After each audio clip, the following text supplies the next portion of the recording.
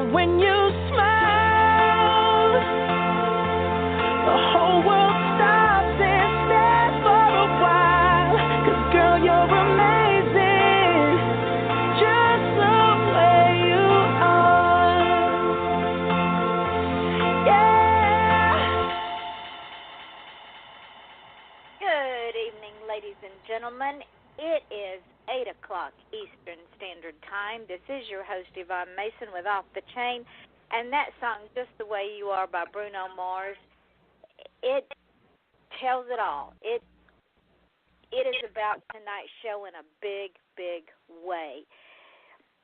But before we get to our guest, who's been on here before, who I absolutely adore her, I have some things that I have to tell you. Now, we always have housekeeping. This show, which is your show, ladies and gentlemen, is amazing. And it is because of all of y'all that this show is so, so amazing. We're heard in over 100 countries. We are now at 94,348 listeners on this show. This is in the live show and the archives, with our biggest listening base being, and of all places, Australia. Thank you guys for this, because between you, the listeners, and my guests that keep coming back, and I'm so honored that they agree to come back, this show is not even 2 years old, and we are just going insane. And it's hard to believe. It's a humbling experience to know that there's so many of you all that continue to listen and share the show and send me guests, and the guests keep coming back and they keep bringing guests with them. When I add all of the podcasts that this thing is listed on, and yesterday I found 5 or 6 different other podcasts that I don't even put it up on, but somebody else does, were heard on iTunes and YouTube and SoundCloud and Stitcher and FM.com and TuneIn Radio and Mixcloud and Spreaker, Podcast Garden, and now we are listed on iHeartRadio under Southern Chats with Yvonne Mason. That has been in the works for over a year and a half, as long as I've started this show. We are on iHeartRadio, ladies and gentlemen. I cannot believe it. It is just another dream has come true. But when you add all that, plus all the other podcasts that this thing goes up on, plus I also put it up on Google Plus and Tumblr and Reddit and Twitter and Facebook, we are heard. We have a listening base of 128,000 listeners. Plus. Just let that soak in for a minute. 128,000 plus listeners. Thank you. And those words just seem so minute. Now, on the upside of that, if we can get any higher, there's 2 ways you can get on this show. You can send me an email at offthechainradio@yahoo.com and say, Vaughn, I want to be on the show. Or if you're shy about being heard by 128,000 plus listeners, you can put an ad on the show. For $10, for 1 month, I will run your ad. It can be in an MP3 format. It can be I read it. It can be any way that you want it, and no matter how many shows I have in that month, I will run your ad. And we have a corporate sponsor. Her name is Cece Chamberlain, and my guest will want to get on this show, I know. She has a podcast called Inside Your Life with Cece, and it is a motivational, passionate conversation. She interviews people who are living their true purpose, whether it be a professional boxer, an author, or a history enthusiast. Cece strives to give you hope for a brighter day with her inspirational words. So download, subscribe, and listen as she guides you to pursue your dreams and for you to live your best life. This wonderful little show is available on podcast.com under Inside Your Life with Cece. You can also hear it on iTunes and Google Play and where other podcasts are available. So, ladies and gentlemen, I want you to go and no, you can't go now. You've got to wait till this show's over with. But pull up her podcast, because I'm going to tell you, I've been on that show. And when I got through with that show, I felt that I could conquer the world in 5 minutes or less. And I also want to welcome 2 more sponsors to the show, and I will be running their ads through the show, author Nancy Quinn and the Andy Thought Ladies. So I will run their ads in a little bit, but I want to get on with the show because this young lady is absolutely amazing. I met her 10 years ago now. She called me, and she had just gotten out of the service, and, you know, I love my veterans. They are so wonderful, and I thank her for her service. And she had written a book. Author and motivational speaker KMJohnson Davis is your visionary leader. She is the CEO and founder of KMJohnson International, which is a coaching and consulting firm that specializes in teaching entrepreneurs and business leaders how to do life, business, and faith by design. She is an internationally known motivational speaker, consultant, author, minister, and entrepreneur.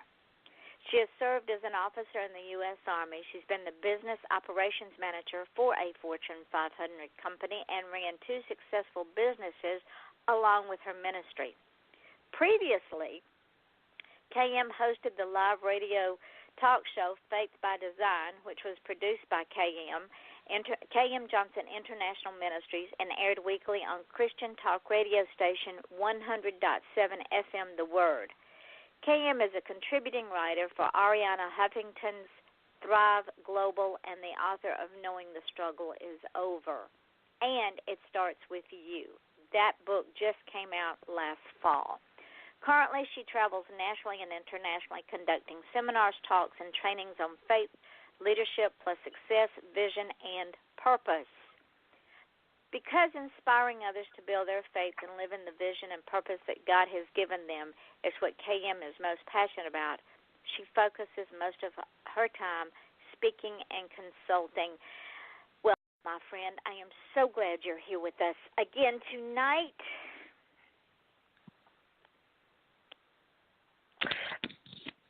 Hi, can you hear me?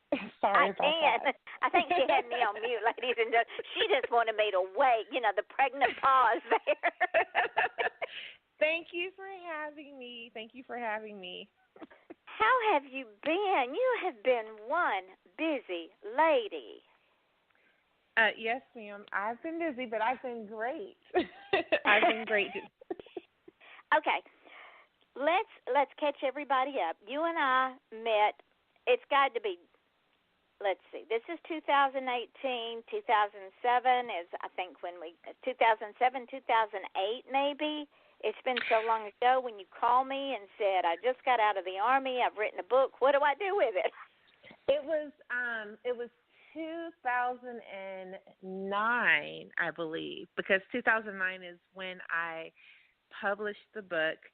And it was right when I was leaving Iraq on my way home when I contacted you. And thank you for your service. Ladies and gentlemen, when she called me out of the blue, because I am very available, and she said, I've just written this book. What do I do? And the name of the book is Knowing When the Struggle is Over. And I said, KM, go big or go home. So I sent her all of my marketing tools. I held nothing back. I sent her everything. I said, don't be afraid to step out there. Now, I'm talking to a young lady that had just served in Iraq, and I'm telling her, don't be afraid to step out there. But it was a different kind of struggle for her. Well, not only did she not go home, but she went so big. Now she's all over the map. Honey, I am so proud of you. Well, thank you. Thank you for all of your help. I was just a facilitator, baby. You were the vessel. I just poured all the information in, and then you just spread it everywhere. And look at you now. And before the show, you and I talked about going big and just doing things. And something that you said resonated with me. And let's talk about that for a moment, and then we'll talk about knowing when the struggle is over.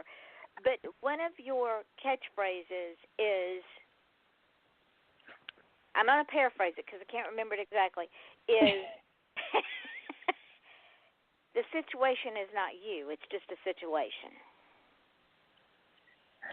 Just because you're in a situation doesn't mean you have to be the situation. You're not the situation you're in. So let's say that I'm Susie Q and I live in an inner city and I have dreams and aspirations, but everybody around me is saying you'll never get out. Nobody gets out. You can't do any better than where you are now.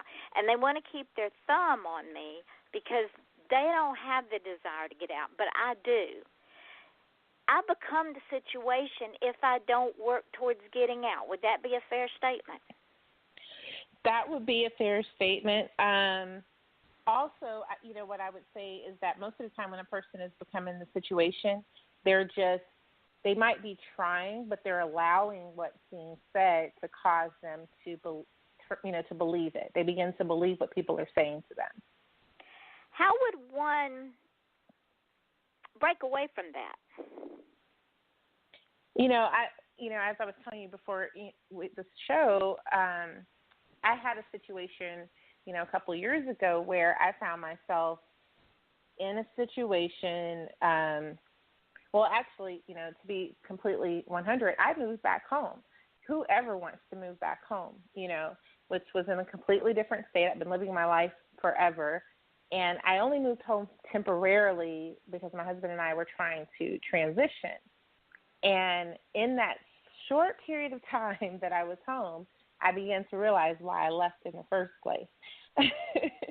But, while I was there, I began to experience the mindset of the people that were there. And what I mean by that is, and it wasn't necessarily my family or, the friends. My friends had all moved away. But, just the mentality of those in my city, which was, we're here, we're in a small city, so we do small things.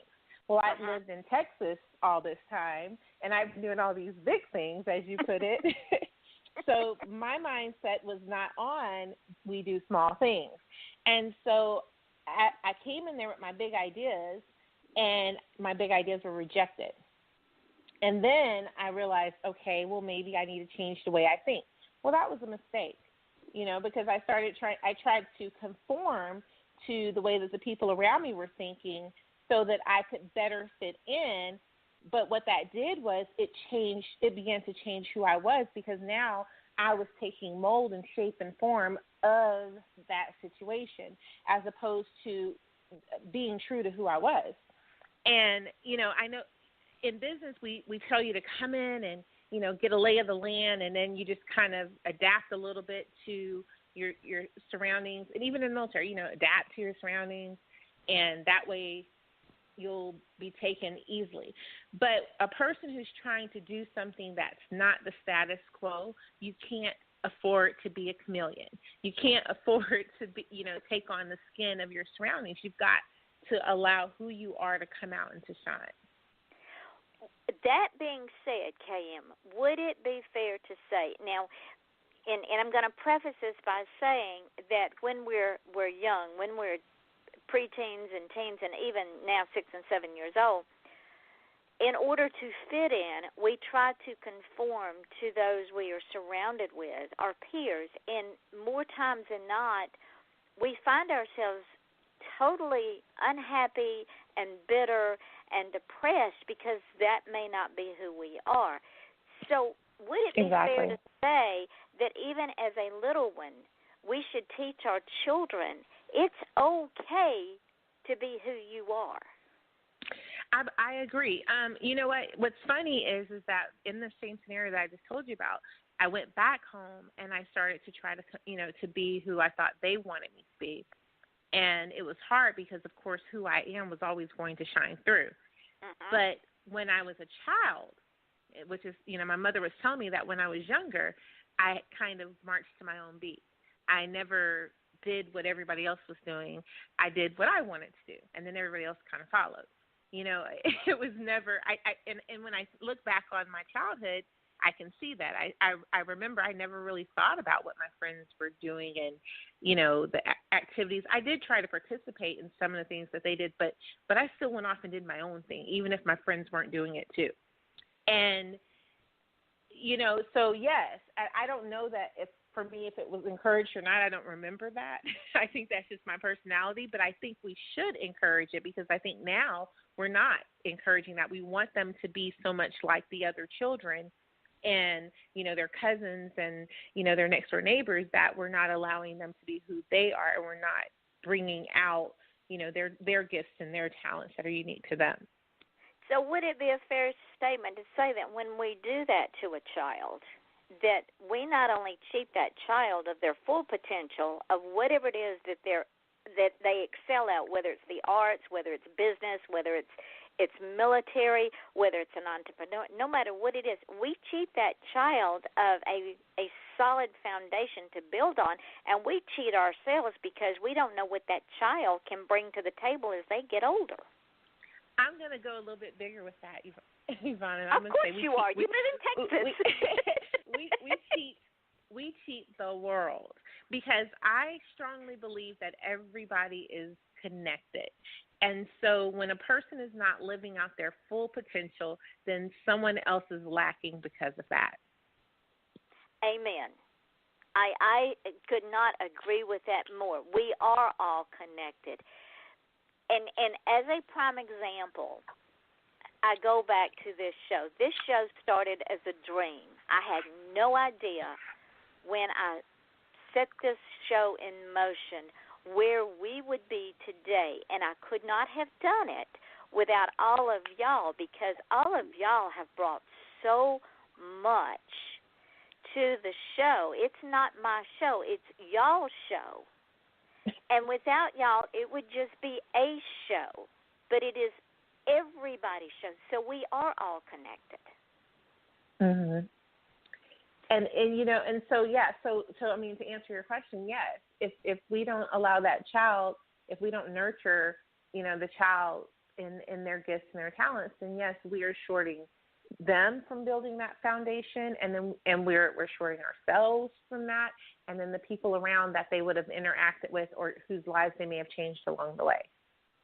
So that brings me to something else that you say, which I am going to bring up as soon as we welcome our new sponsor, author, Nancy Quinn. She is from Montana, and she writes, Go West, Young Woman. So listen to this, ladies and gentlemen. Do you have cougars on your porch swing?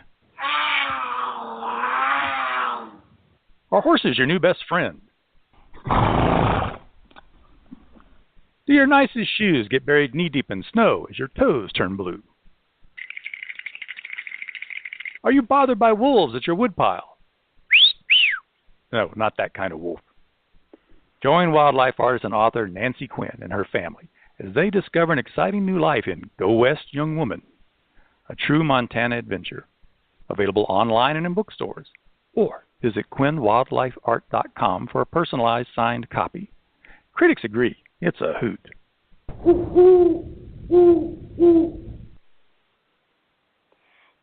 Go West, Young Woman by author Nancy Quinn. No, y'all can't go get it tonight because you have to wait till the show's over because we have some more exciting things.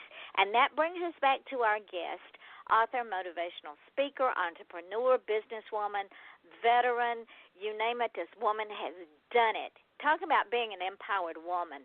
KMJohnson Davis is one of the most empowered women I know, and it is my honor to be able to call her friend even though we've never met in person. And, KM, that brings me to something else that you say. You say, mind your purpose. Stay in your lane. Now, that is a very powerful statement. It brings to mind, don't be going over there meddling in somebody else's business. You mind your own business because you got your hands full taking care of your own business. Mm-hmm. And mind your purpose is kind of that same thought process. Mind your purpose was the name of my event that I just had this past weekend, and it's talking about that how everybody has their own purpose, their own unique purpose, which ties into what we were saying earlier in the show, about nurturing the gifts and talents and, in children or in individuals, because there's something that they're uniquely purposed to do. And if you focus on doing what you have been purposed to do, then the vision that you have for your life will begin to come into fruition.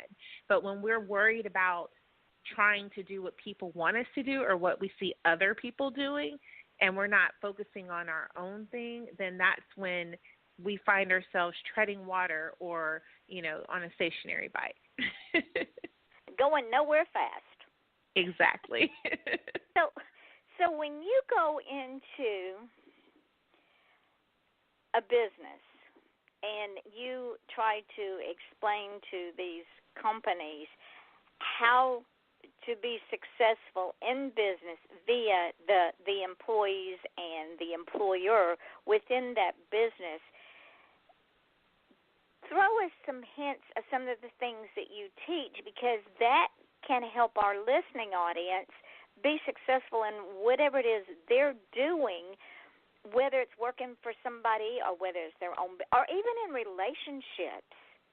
Because you think about it, our relationship with each other is kind of like a business. Mhm. Mhm.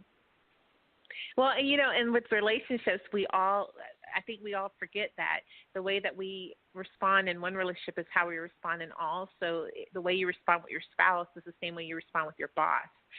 and if you start to notice those things, then you can see where you can make some changes or, fix some things if you're having some issues in different areas. But what the biggest thing that I always find with business owners and entrepreneurs specifically is that a lot of times they don't really know how to get to where they're going, or what you were saying earlier in the show about they're doing something that they're not really passionate about, or they've started a business that they wanted to do because it was a money maker, but not necessarily because it was a passion, and they become sad and depressed and discouraged and they're lost and stuck.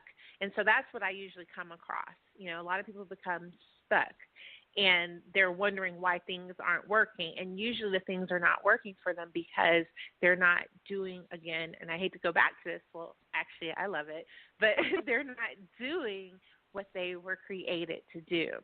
And so even as an employee, you're not going to be satisfied in your job if you're not feeling fulfilled. You can have joy on a job working for someone else as long as it's something that you are uniquely skilled and gifted at. If it's everything that you're against. Prime example, I'm really great with numbers. I love numbers. I took a job at one time doing accounting work. Well, I was in a little bitty office with no windows, no doors, and all the people outside the door were playing ping pong and laughing and joking all the time and talking to people, and I was stuck behind a computer, and I hated it. I'm a communicator. I love being on stages, talking to people, getting people all riled up and excited and ready to go pursue their day. I don't want to sit in a little corner, and I wondered why every day I felt like I was drowning. I might have been good at, but it wasn't what I was created to do. And so a little part of me was dying every single day. And that's what happens is we get in these jobs that we're good at, but we're not necessarily created for.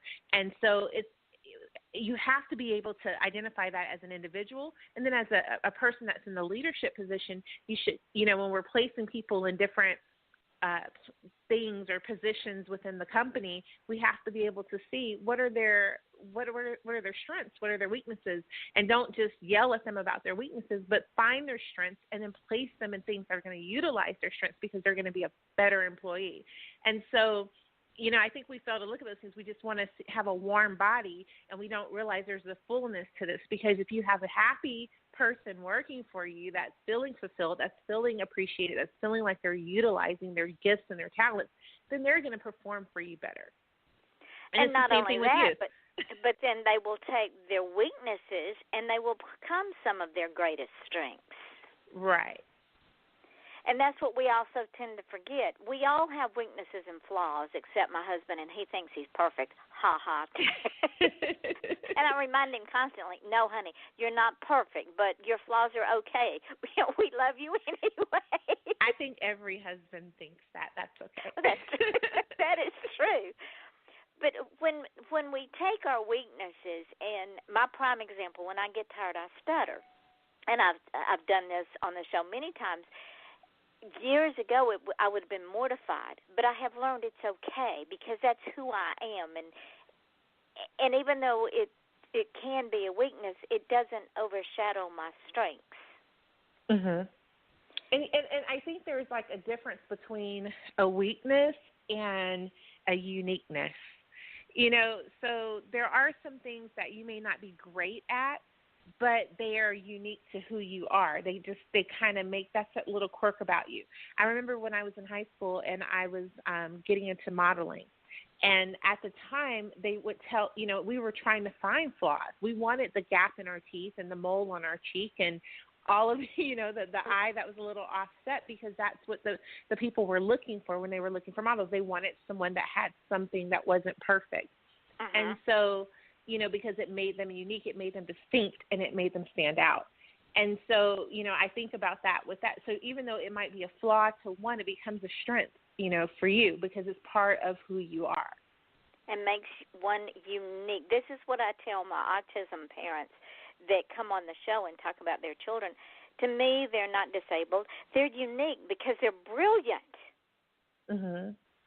But they have that quirk about them, and that they don't live in the same world that, and I'm using the term very loosely, KM, because, what is normal to the spider is chaos to the fly.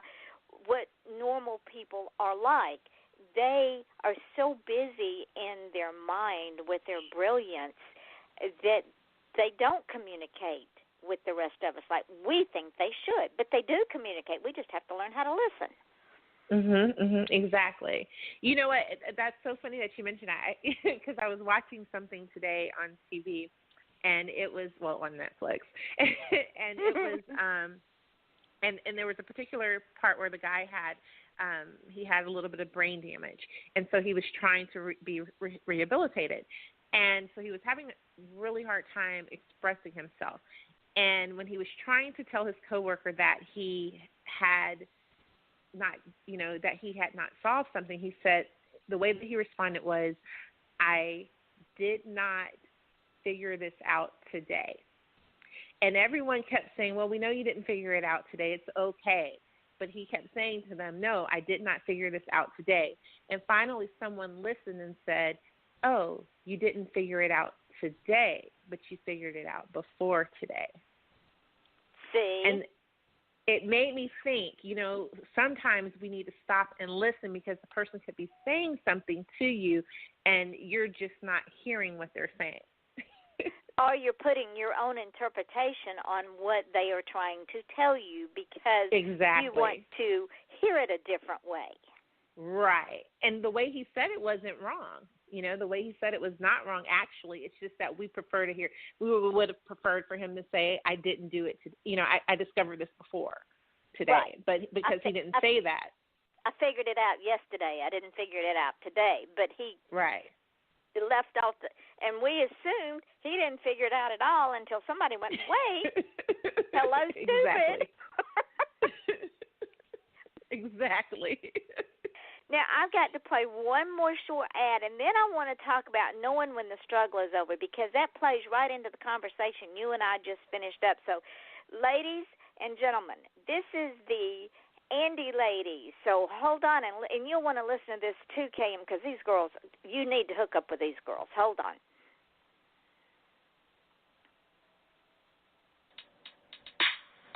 One. And Winona, the lovable narcissist From the Woman's Cave podcast, inviting you to join us in person or streaming at the Inspirational Women in Literature Conference on March 17th. Get tickets to the conference, buy our books, or watch the TV show Just Right in Life at andwethought.com or thewomenscave.com. So peace and love from Winona and Jade.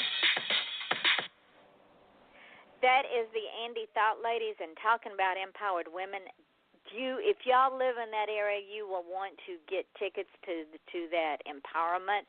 Look them up on Facebook. It's the Andy Thought ladies. They are in California, and they are marvelous. So back to what you and I were talking about. Ladies and gentlemen, my guest tonight is KMJohnson, author, entrepreneur, empowered woman, veteran, you name it, this woman has done it, and I love her so much. So back to what we were discussing.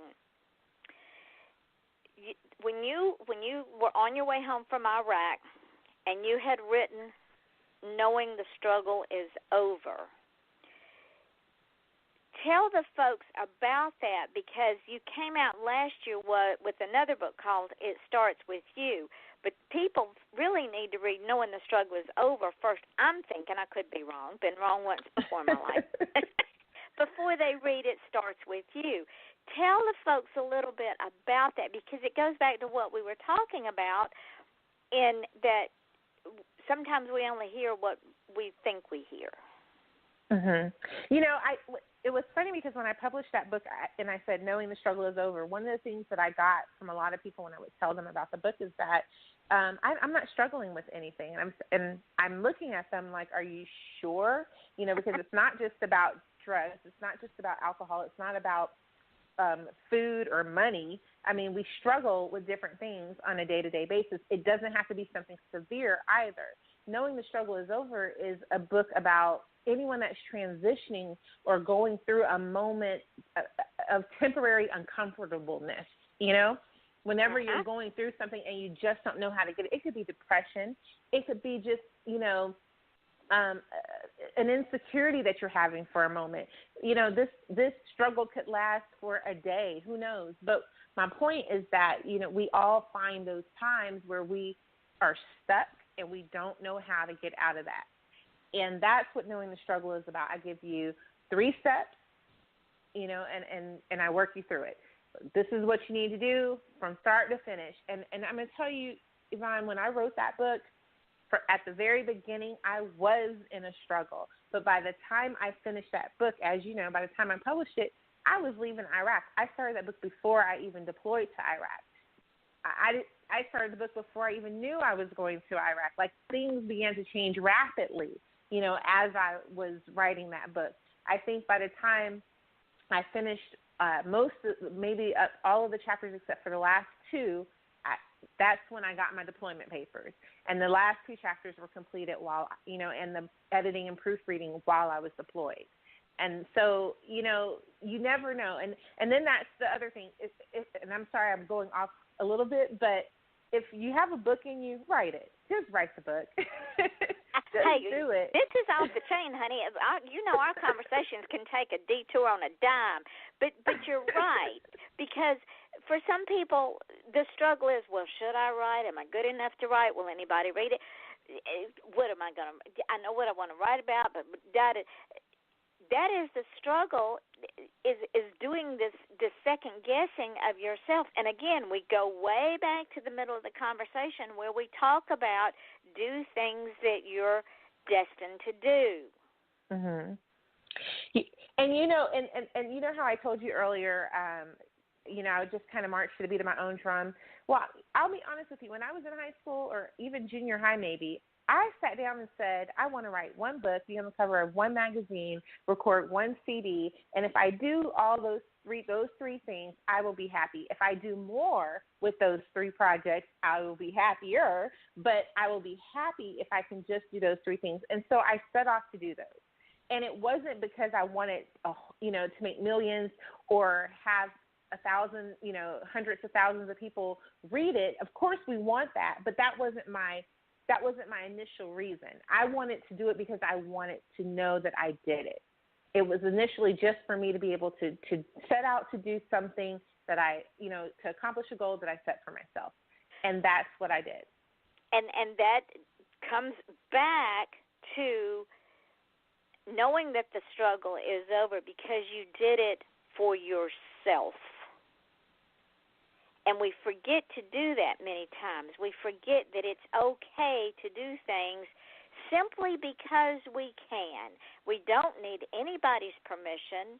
We don't need anybody standing over our shoulder. We don't have to sell millions of dollars worth of CDs, books, and speaking engagements. We do it because we can. And if you think about it, most of the people who become millionaires do it because they can.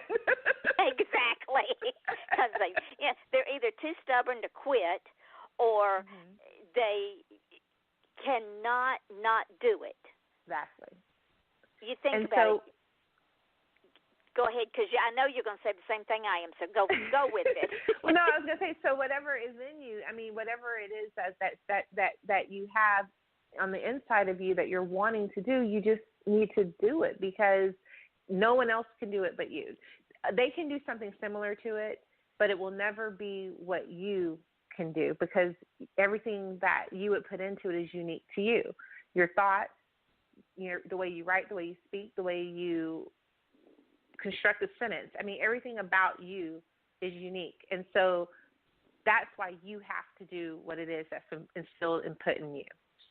And sometimes we forget that. Sometimes and I think a lot of it is the way that society tries to brainwash us, starting in the school systems. Everybody's a cookie cutter, whether you're going to a doctor, whether you're in school, whether you're in a department store trying on clothes. Everybody is a cookie cutter, and we're all supposed to think the same, look the same, act the same, be the same. And that's not the real world, because if we're all the same, what's the point of having a world? What are we contributing? Right. And right. You're absolutely right. I preach that over and over. We are all unique human beings. I may react to a drug different than you do. We may put on the exact same outfit, but it will look different on both of us simply because we're built differently. We carry ourselves differently. Our attitude about it may be different. You know, you might feel like $1 million, and I may feel old and frumpy. It's reality. But yeah, and there's that uniqueness that is in each of us. But you know, I mean, as far as like knowing the struggle is over, I think like you said earlier, a lot of people have that struggle, just knowing that they're good enough to do whatever it is that is inside of them, and they're afraid to do it for whatever reason, because people may have told them that they couldn't, you know, or because they look at other people who have and don't feel like they compare to them. And, you know, so they're stuck in that vicious cycle. But at the end of the day, I'll be honest with you, I stopped looking at, I know they tell us in business that you need to understand what your competitors are doing. And to a certain extent, you can watch what the other person is doing. But there comes a time where you have to cut it off. And I have some people that are doing the same things or some things that are similar to what I do, but I don't really look at what they're doing because I want to remain unique. I want to make sure that all of my thoughts, all of my ideas are unique to me, and that it can never be said that I was copying or, you know, the same as, but it is all KM.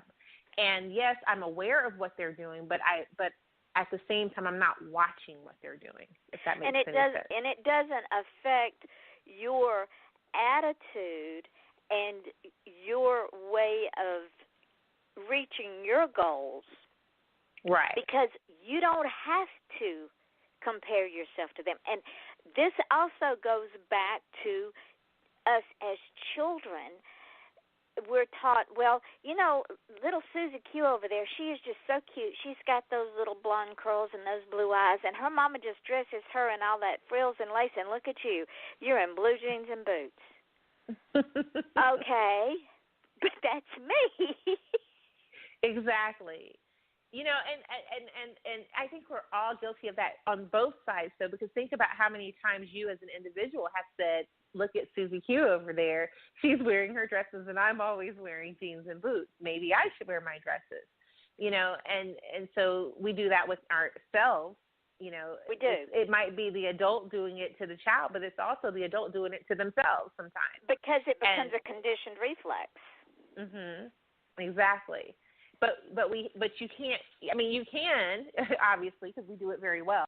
But you should not do that, and you should just stop. Because so that all brings it does us is keep you from going forward. See, Sorry. Now it brings us. See how well we do this. It brings us to your book, your newest book. It starts with you. Yes. So it starts with you is just that. So you've gone through, you know, your struggle, and you've gotten through the biggest situation in your life, and now you're trying to figure out how to achieve and accomplish all these other things that you want to do. Well, guess what? It starts with you. I mean, everything that you need to do starts with self-work. It starts with taking care of the things on the inside of you, reflecting within and seeing what are those areas that you can work on within yourself so that you can accomplish those goals, what mindset work you might need to do, what roadblocks you're putting, you know, in front of yourself. How are you hindering yourself from accomplishing, you know, those big goals that you have? It all starts with you. And I know that we are in a very selfish time, you know, day and time, because with the selfie age, and it's, you know, everyone's about self. But when I talk about it starts with you, I'm not saying that, you know, that this is not a selfish movement. This is more of a inner self work, you know, that I'm calling the reader to do. You know, look on the inside of who you are and stop thinking that the reason you haven't accomplished your goal is because that person didn't open the door for you, or stop thinking that the reason why you can't do this is because that person did that to you in the past. We have to realize where our part is in everything so that we can remove those barriers and move forward. And that comes back to faith leadership, because we should be our own leader. success, vision, and purpose. Mhm. I would call it my 5-year plan. Because all right, let's say that we're reaching out to folks. We're telling folks, it's got to start with you. So I'm down here in the bottom of this pit, and I said, okay, I am going to raise myself up. But instead of saying I am going to, we simply change the wording to I am raising myself up. Right there is our faith. Right. Because we just changed one word. And I'm gonna take the word a little bit further, because your words become actions, right? And so It's not even just that I am raising, but doing that as you're saying it is what puts it into motion. And I think that we've gone through the affirmation phase of life too, where we sit here and we say I am this and I am that, but then we don't put action behind it. And it's the execution and the action that's going to make everything happen. And then we add leadership to that, because if we're making that affirmation and then we do the action, other people see us in our circle, in our sphere, even strangers, and they go, wow, I want to be like her when I grow up. How do I do that? So they watch us. That makes us a leader. It does. And success comes behind that, and ladies and gentlemen, that doesn't mean that we are all the time on top of the mountain, because we're going to fall down. It's just the nature of the beast. But would it be fair, KM, if we say it doesn't matter how many times we fall down, it matters how many times we get up? Yes, of course. I mean, every hill has a valley. So you're going to be going from hilltop to hilltop. You can't just jump from hilltop to hilltop. You're going to go through the valley. But as long as you keep going up, that's all that matters. And that brings me to the vision.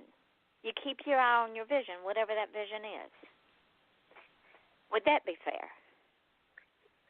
Yes, it is. And you know what, Yvonne, the biggest thing, that I think I've been trying to portray all night is that as long as you have this big picture of the thing that you're trying to accomplish and achieve, that vision, then, and you're working towards that, and you keep your eye on that, as long as you know what that is and you stay focused on that, then it's going to come into fruition. It will happen.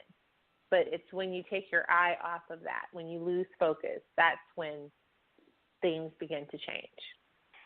And would it also be fair to say that with that vision, let's say the goal is I want to make $1,000 in 2 weeks, a small goal. So I start with small increments of steps to get there. I don't let that $1,000 goal overwhelm me to the point that I stay down in that valley. Everything that I do takes me to that goal. No matter how small those steps are, it takes me towards that goal. Yes. Would that be fair? Yes. And one of the things with what I always tell people, if you set a goal like that, you want to make something happen in 2 weeks. You want to make $1,000 in 2 weeks. What are you capable of doing to make that happen?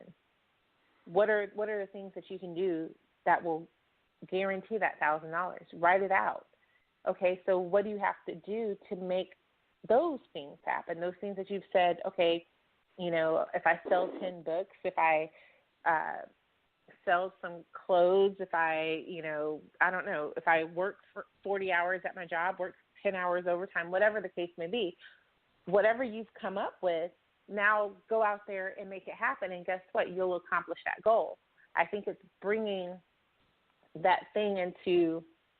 it into perspective and saying, wait a minute, this is achievable, because we set these goals and then we don't figure out how we're going to make it happen, or we don't even see that there's a way to make it happen. So we just sit here wishing and hoping and dreaming, and then when it doesn't happen, we just say, oh, well, it didn't happen. But so then I failed again. Exactly. But when we actually figure out a way that within our that's, oh, wait a minute, I actually can affect this happening. Wait a minute, what can I do to make that happen? It is really attainable. Then it starts to come into, then we start to see, wait a minute, I can win at this. And even if in that 2 weeks you only make $500, guess what? You made $500 more than you would have had you not have done anything. And you did not fail. Exactly. This is what people don't understand, that the big goal was $1,000. You made $500. You succeeded because you, kept your eye on the goal, you worked toward that end, and you made $500. That was, like you said, more than you had to begin with. So, ergo, you did not fail. It always reminds me of that saying that, shoot for the moon, because even if you miss, you'll be amongst the stars. Exactly. So, it's the same concept. You're shooting for 1,000, but if you don't hit the 1,000, you'll still make something because you started working towards that. So success is in the fact that you took action. Now, the last one is purpose. And the purpose is to, and this is my interpretation, I could be wrong in my interpretation. The purpose is A, one has succeeded. B, one has been an example to others, which is very important. And C, one can go on to attain higher goals. I agree. I would want to add to it that purpose is also, kind of what I've been saying earlier. It's also unique to each individual because we all have a specific plan and purpose for our lives. And so when you figure out what your purpose is, then you can see how that fits into the vision that you have. And people are afraid to sit down and figure out what their purpose is. I have noticed this in many people that I have dealt with. Well, what is your goal? What is your purpose? Well, I think it's this, but I'm afraid because it is the fear of the unknown. It is the fear of failure. It is the fear of not being accepted as the norm. It is the fear of what if I'm not liked? You have to get rid of all of the garbage. Would that be fair?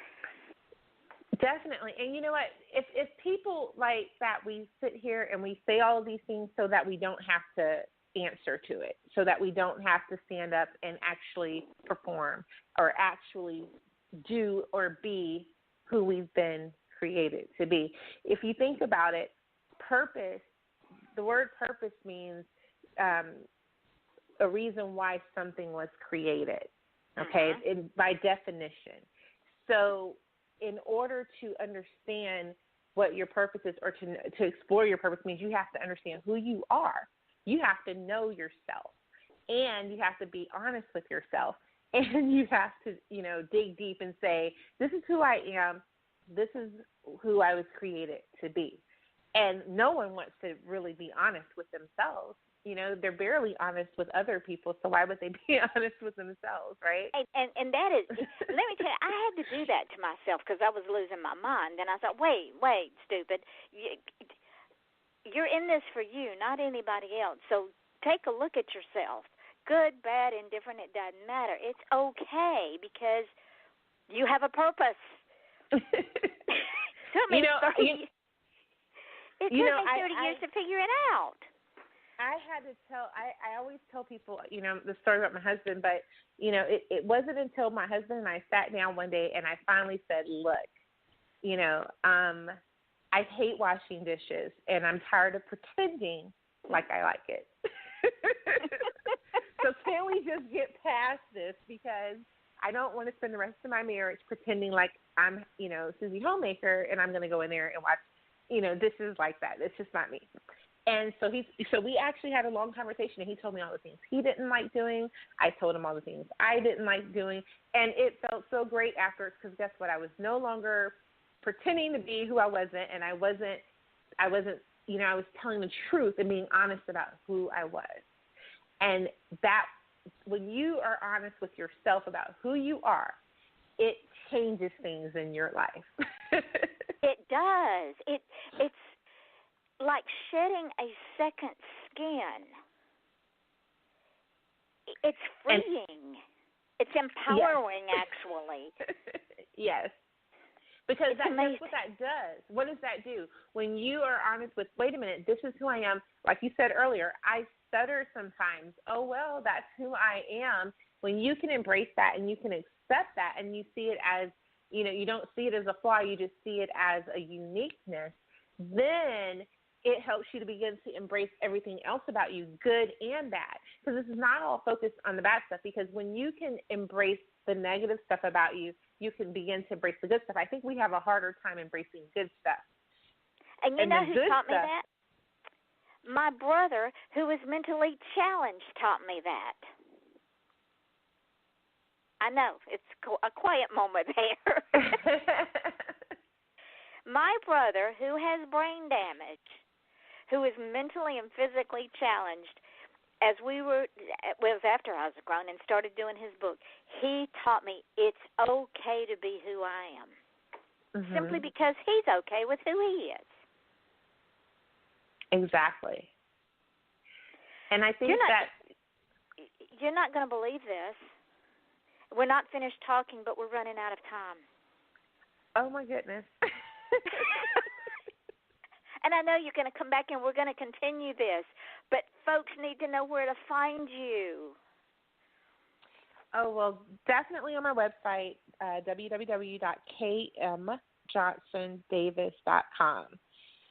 And also, I'm all across the internet. You can just Google my name, KM, that's the letter K and M as in Michelle, Johnson Davis. And you'll find me on Instagram, Facebook, Twitter, YouTube. I'm all over. Are you going to be in the States in September? In September, depends on what part. I might be out of the country in the end of September, but at the beginning I should be. Okay, because I want to get you back on the show in September. I'll send you some dates. Okay, sounds great. And we'll set it up because we got to finish. This conversation's not finished. But ladies and gentlemen, at the end of every show, there's some things that I say. And these go along with what KM and I have been talking about all night, and that don't just feel special, be special, because feeling special is just an emotion, and emotions come and go. You have to be special. And if you want to change who you are today, if you want to be somebody different tomorrow, then you got to change what you do today. So if you want to be somebody different, then you got to change the way you act, think, feel, and all that other good stuff. And if you want to achieve greatness, please stop asking permission, because nobody's going to give it to you. They don't want you to be great because they don't have the wherewithal to be great. They want to keep you down with them. So if you want to achieve greatness, just like KM and I have been talking about, find your purpose and go do it. Your smile is your logo. Your personality is indeed your business card. And how you leave others feeling after having had an experience with you. Ladies and gentlemen, that is your trademark. KM will attest to that. That is your trademark. People will forget your name. They will forget what you look like. They will forget what you're wearing. But they will never, ever, ever, ever forget how you made them feel. We are all here. We all have a purpose. Find yours. Tomorrow night, at 8 o'clock Eastern Standard Time, author Jane Jordan will be with us. Friday night, we have a new guest, author Marty Rappellett. And then Saturday night, country and western music artist Garrett Walker will be with us. So join us then. KM, thank you, my darling, for joining me tonight and inspiring me to even be better than I am. Your inspirations are always wonderful. I can't wait to get you back. Thank you for having me again. You're welcome. Be safe going to Dubai. Yes, she's going to Dubai to see her husband, ladies and gentlemen, so say prayers for her. So until tomorrow night at 8 o'clock Eastern Standard Time, I am your host, Yvonne Mason, on Off the Chain with my guest, KMJohnson, and we say a good evening. Good evening. KM, the show's going up in archives as soon as we get off, and when it does, I am going to tag you in it when I put the link up so that you can spread it around.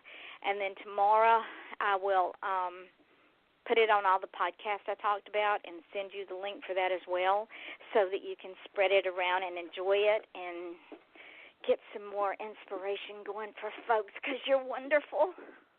Well, thank you. Go big or go home, right? Yes, ma'am. Thank you for having me on. All right, and I will send you some dates for September. If you're going to be gone the end of September, I need to get you in around the 1st or the middle of September. Okay.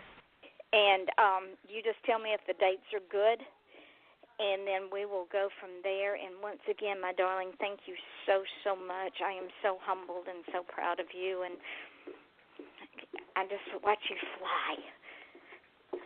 Well, thank you so much for your support and all of your help. Well, you are welcome, and I can't wait for us to start again. Yes, ma'am. So go get ready to go join your husband, and I'll get those dates to you. All right, sounds good. You have a good evening. You too, darling. Good night. Bye-bye.